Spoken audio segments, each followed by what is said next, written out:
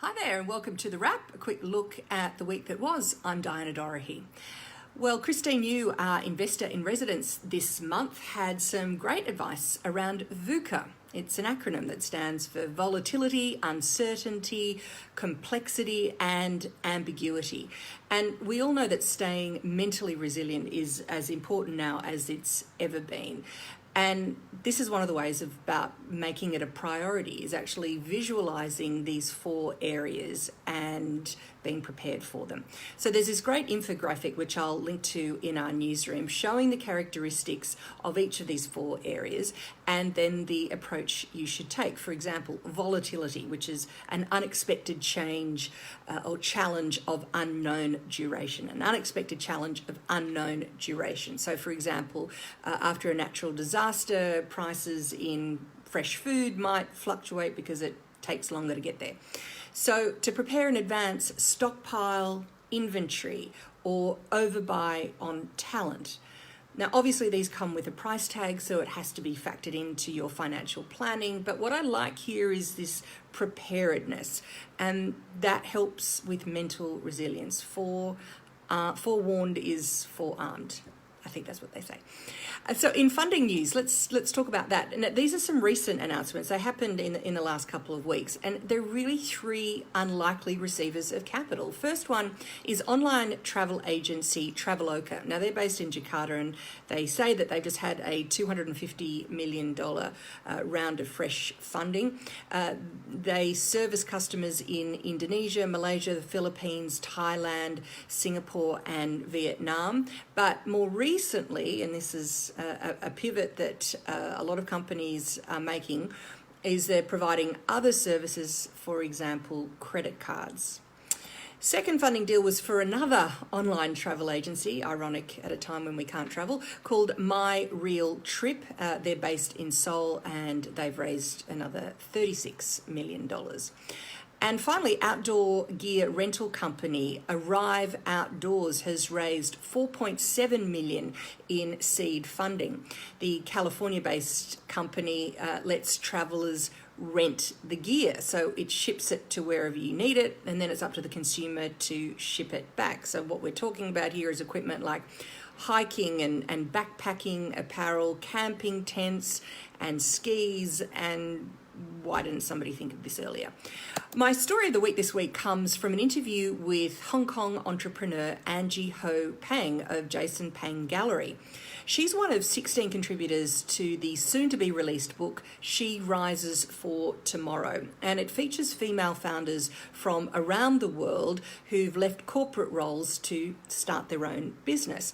And part of her success, and hers and Jason, her husband, they co-run the gallery, has been this really a personalised approach to branding. And what they say is that that's made for really deep engagement with clients and with their audience. She had so much great business advice, as well as how to present your brand story. She says, be connectable, be approachable. Your brand story should evoke curiosity and make people think that you're trustworthy. Include client success stories. I think that's one we've all heard before, but what we may fail to realize is the fact that they are our best brand ambassadors. Next, take followers behind the scenes. Let them see how you work, particularly with other clients. And she says, abandon the selfies. I totally agree. Put up your story, your personal story. People want to know about the founder and why they keep investing their time in the business. It's a passion. Let's feel it. Let's see it. My tip of the week this week, you may have thought you just heard it, but wait, there's more, is this time from Scott Gorlick. He was one of the first 100 at Uber, and he talks about how Uber grew so quickly. He had quite a few on Twitter. I'm not going to talk about them all, but here are some of the highlights. They cold called. They called everyone who drove for a living and offered them the option to join Uber. So everyone from obviously a taxi driver through to limo drivers and everyone else in between. They had a simple pitch. Uber is a great way to fill in your downtime and make some extra money. They removed friction. The sign up was easy. They delivered phones and accessories. They guarantee driver earnings by offering drivers an hourly rate even when Uber wasn't busy. Hard to think about that, but supposedly in the early days anyway, it was hard to get that traction. Referrals were super effective, and a referral strategy should be part of any business, doesn't matter what you're offering. They unlocked new supply, and this was with the formation of UberX. Ordinary people could use their own cars and become drivers. Brilliant.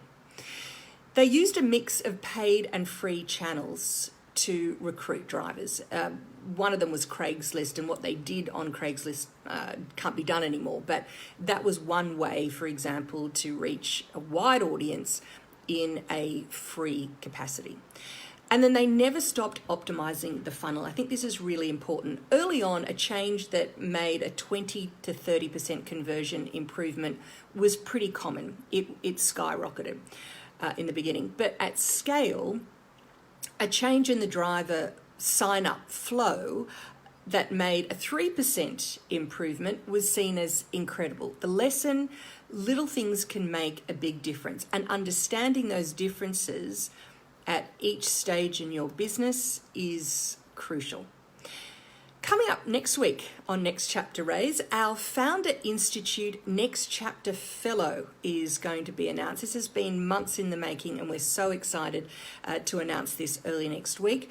And our inaugural Raise role model, Fei Yao, talks all about the transition from an offline to an online back to an offline business, plus plenty more. In the meantime, have a great weekend and see you next time on The Wrap.